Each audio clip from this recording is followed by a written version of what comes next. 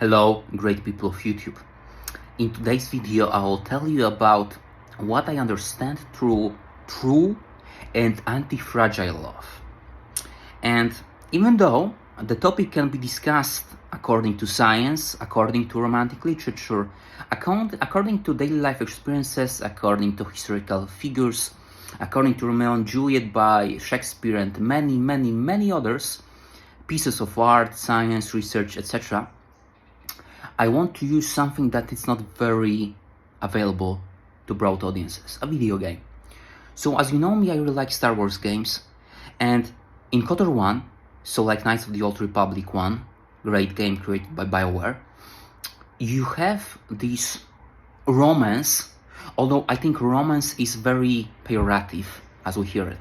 Because when you hear romance, well, for example, I do it like this, so I imagine this overwhelming libido of some of the people. So for example, they are husband or wife, and let's say husband has a libido that cannot be controlled, and he's a weakling, hence. And he looks at other women and he makes a romance with them. And even though the romance might be passionate, it's still a weak link, you know? Because he should focus on his wife and he should compose his life as a sacrifice. That being said, romance can also be described as, let's say, a emotional load inserted into the relationship and so on. All those descriptions and definitions are hurtful, and I think romance should be disregarded from your dictionary. What I opt for is relationship and also a journey, development, and the main trait of it should be antifragility. So we'll change the topic a little bit to develop it and expand it. There is a great writer from Libya, Lebanon, NASIM NICHOLAS TALEB. He wrote a great book called Antifragile. And there, even though book is mostly about economy, about markets, about being a broker, about being rich and so on, since NASIM NICHOLAS TALEB is kind of like me, so an erudite, and a Stoic philosopher mostly, he uses his wisdom to describe other areas of life as well. And the main topic of his book is antifragility, which is a contrast to fragility and a development and upgrade, Verbesserung, as we say in German, Améliorement, as we say in French, of being robust. So fragility is, for example, when you, let's say, you say to someone that the person is weak. And if the person has a weak ego and is a weakling and is fragile, she or he will succumb to depression and will devastate himself or herself.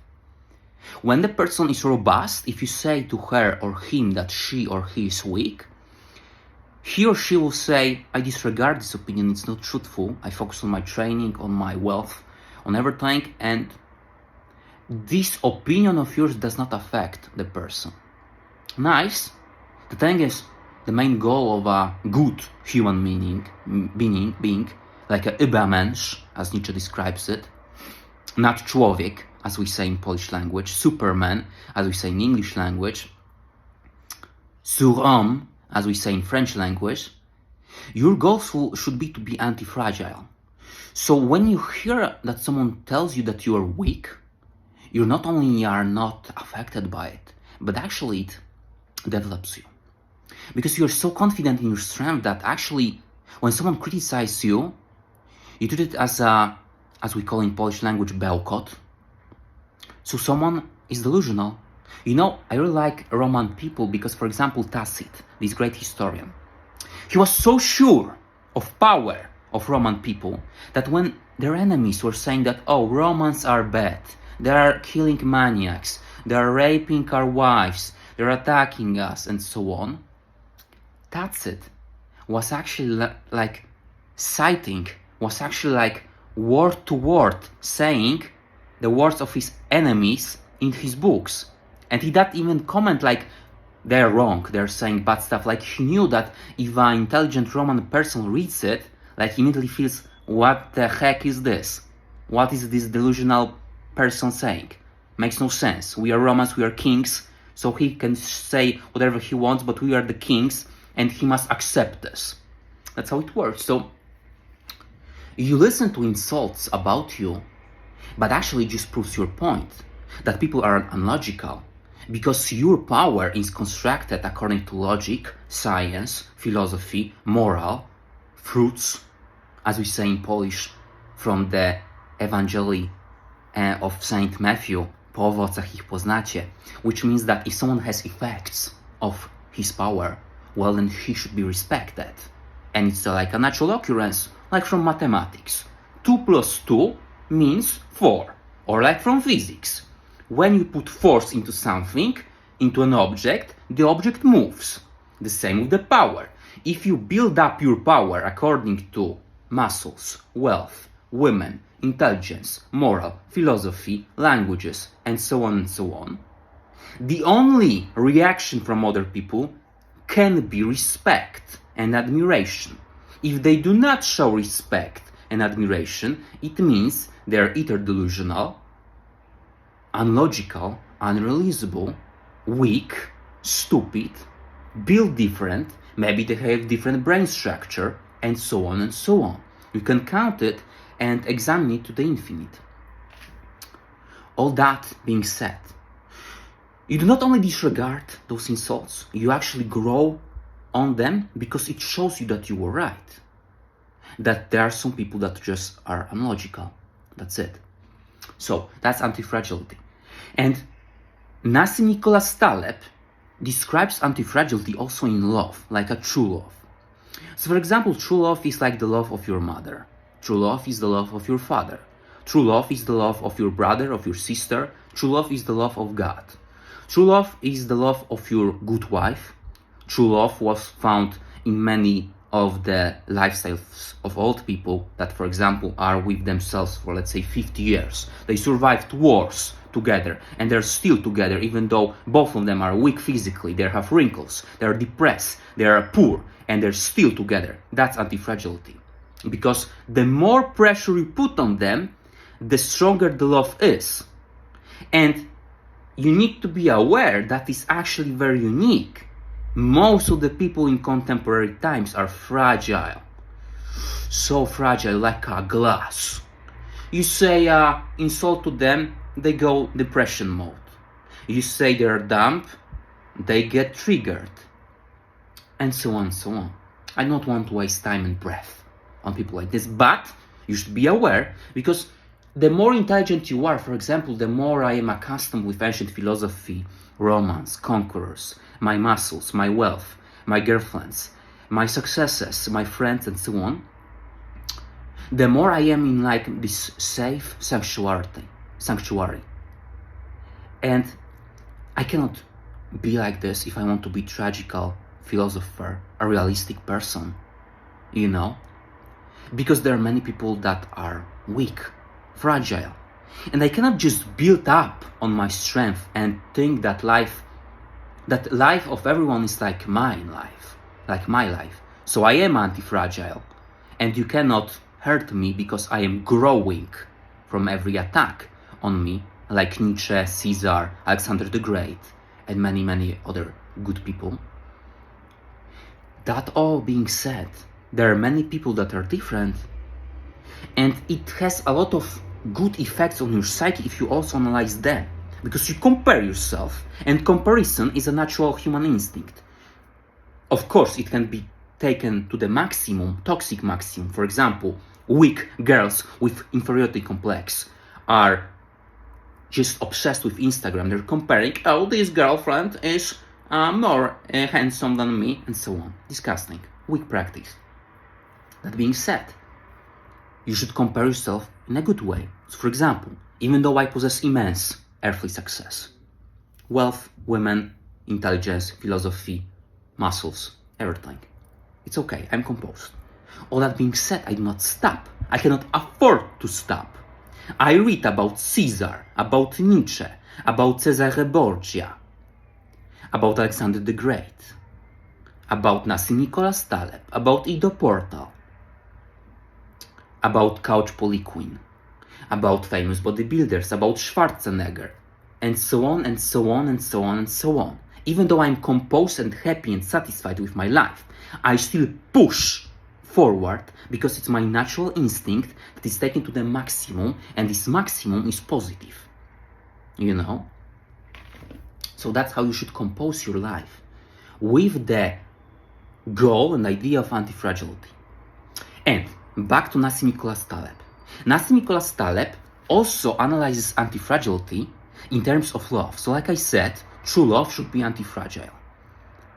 And I think that not known example of it, although it's very well described, is the love between Revan and Bastila from KotOR 1. Because Revan was very powerful and Bastila was jealous of him in a positive way. So jealousy can be used as a good tool. For example, Revan was intelligent and strategical, and he was admired by women, and he was a skilled warrior and so on. And Bastila was this Jedi, friend of him, but she was weaker. Simple as that. And she was jealous, but actually she used this jealousy in an anti-fragile way to develop herself, to be like Revan. And later, she actually destroys him. She kills him, almost. And then you have this great storyline of KotOR that mind and memory of Revan is changed and transformed. And only later in the game you learn that you are actually Revan, and Bastila tells you that she actually attacked you. And then you have a choice, to forgive her or to be like an animal. What? You helped me, I will destroy you right now. You can do it, but it's a childish behavior. Because if you know Bastila and you have the opportunity to learn her story, you see that she is a little bit unstable emotionally, you know, very girly-like, you know. She has this jealousy of Revan because he's so manly and so powerful.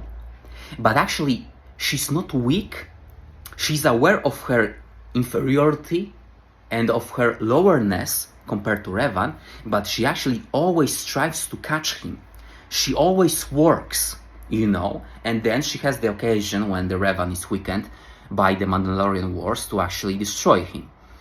And, you know, if you are intelligent and if you know Bastila constitution of Psyche, then you respect her. Like, she's weak, but she's not a depressive wreck. She works on her. And with time, she gets the opportunity to be very strong and be effective and to attack Revan and so on. And if you play as an intelligent person, then you choose to forgive her. And interestingly enough, she's very like, it's so amazing for her that she betrayed you a little bit, but you forgive her. And once again, she has this opportunity to look at you, to learn from you, from this great Revan. And once again, she feels this inferiority because once again, she's weaker than you. But also, all the time, she analyzes you. And no matter what you do, she always accepts you, you know? And that's also a symptom of antifragility. Because, for example, Bastila is a good Jedi. So she tries to be a good person, to help weaklings, to give alms, and so on. And if you play as a Revan that is a Sith Lord, someone that is evil, and for example, let's say you have this opportunity that, let's say there is a quest like this. You are a Revan, you go to Dantooine, this desert planet, and you meet an old lady that says to you, oh, I'm very old and weak, but you feel that she's like a little bit manipulative in emotions, you know, like those beggars that say, oh, I'm weak, please give me money. Although you see that, well, you can just go to work, also beggar. So you see this manipulation. And of course, if you want to pursue, I'm a good Jedi, please, I'll help you with everything. Then she says to you that I'm poor, I have a scale of a great monster and I can sell it for a lot of credits. Like, credits is the currency of Star Wars genre. So she can give you the skin of a great monster, and you as Revan, as someone that is charismatic and persuasive, you'll sell this for a lot of credits and then you'll give the credits back to the old woman. And it's okay, you are a good Jedi. But you can say to her, well, that's real nice that you have this skin, but since you're weak, please give it to me for free, and I'll sell it and have the credits for me. And it's like really evil, right? Like, but you can do it. Like if you have a lot of points in force and in charisma, you can say this to her, and she'll start crying in a manipulative way, like a weakling. Not like, you see that it's not like a real sadness. You know, you can see this when someone's really sad, or actually it's just sad because it's like his knee-jerk reaction to being a loser. So you say to her, give me this skin, and she gives you this skin, and you get the dark side evil points and so on. You have this great KotOR music that like is very like, you know, like Darth Vader theme, and you feel this testosterone going up your way after you dominated a weakling and a loser. And Bastila Shan, well, since she's a good Jedi, she says to you, what have you done? Like, what a monster you are. You just like took the last wealth from an old lady. What have you done? And as you are Revan and you are confident, you say to her, Bastila Shan, I will explain to you later after we did the task on Dantooine. And you do it like this. You're back on your ship, on Ebon Hawk. That's like the name of the ship of Revan. And you talk with her, and you use once again rhetorics and charisma, and you say to her, you explain your actions, that Bastila Shan, you need to listen to me. Like, this person was actually not in dire need. She was just a loser. And I cannot lose my energy on losers. I need to teach them a lesson. And it's really nice, because even though Bastila Shan is a good Jedi from her nature, she accepts this. And even though she does not fully comprehend it, and she never can fully comprehend you, because she's not masculine, not testosterone packed, and she's always like shifted to the good Jedi side, she accepts you, and she never betrays you from this moment. So she goes on with you, like you commit evil deeds and crimes, and she accepts you, and she goes on with you. She always says to you, like, Revan, what are you doing? It's not morally good. But she never tries to teach you a lesson, because she knows that you are not doing it from some animalistic pleasure. You are not an animal. You are an intelligent conqueror. So actually, if you do those things that can be seen as evil, well, maybe you have some kind of an idea to it. Maybe you have some kind of a philosophy, and this philosophy is diminishing weaklings and losers and teaching them a lesson. So it's really nice. And the whole scheme is pursued through the game. So like the relation between Revan and Bastila is very deep and enriching. And she always accepts you. Like she's an confident entity. So she's not like this woman from, you know, we have this great Polish writer, Henryk Sienkiewicz. And even though I like him, I am always like amazed, like how could people eat such a bubble about women? Like women in stories of Sienkiewicz are like so stereotypical. They say like 2 sentences that, oh, I am beautiful and I love knights. Great. And then you have like 100 sentences of a masculine warrior from Poland. And like it's so stereotypical about women. They are like some artificial extension of men population. It does not look like this, you know, in daily life. And here in KotOR game, Bastila Shan is like confident woman, intelligent. She works on herself, has stories about her life. She can speak in an intelligent way for a long period of time. And all that, she does not try to consume you as Revan, as the main hero. She presents her as a different entity, and you as Revan are a different entity. So 2 of you are powerful, and you forge an alliance.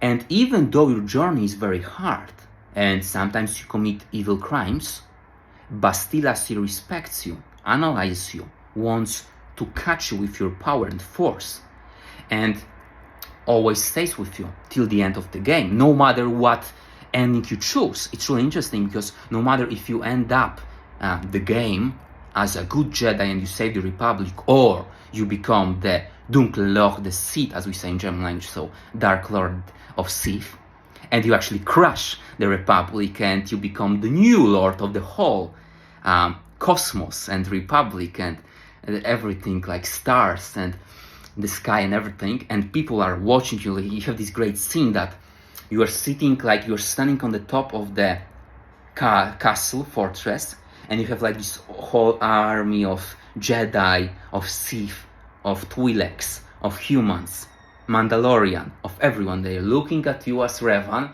and you are so confident because you just crashed the Republic, and Bastila Shan is near you, and the confidence that you possess as Revan is actually absorbed by her. So actually she reaches the goal that she always had in mind, to catch Revan, because after they reach the full potential and they become the rulers of the galaxies, they're like one soul. Even though they're two entities, they survive so much together, they cannot be diminished, attacked. They're just like one relation, you know, like king and queen, like Macbeth and Lady Macbeth, in a good sense, because Macbeth was a tragical figure and weakling also. We'll dwell on Macbeth in different video, because I truly believe that Macbeth was a weakling, tormented by punch of consciousness. He went for power, had a great wife who was saying, Macbeth, Macbeth, be strong, kill king. And then what? He doesn't think, and he's like a weakling. What? He's get tormented by his psyche. Well, Macbeth, if you're a loser, shouldn't have do the thing. Don't go for power. Be a soldier and be a pawn for a king. But we'll talk about this in a different video. What you should know is that relationship of Revan and Bastila from KotOR is the perfect example of antifragility. So the situation in which you build up your relationship and you survive the hardships, and afterwards you're almost immortal because you're so strong that nothing can touch you anymore. So thank you very much for watching. Think about my words, put them into practice. If you can, look for such love that is anti-fragile and fruitful for both of the sides. So right now, think about this, train, read books, play video games, train once again, create robust social relationships, and sleep well.